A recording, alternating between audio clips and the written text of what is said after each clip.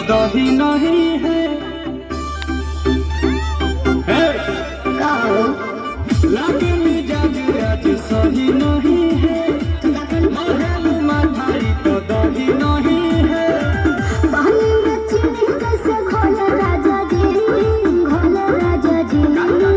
पानी में चीनी कैसे घोले राजा जी, घोले राजा जी। कमरिया गोले गोले, कमरिया गोले गोले, कमरिया गोले गोले गोले गोले।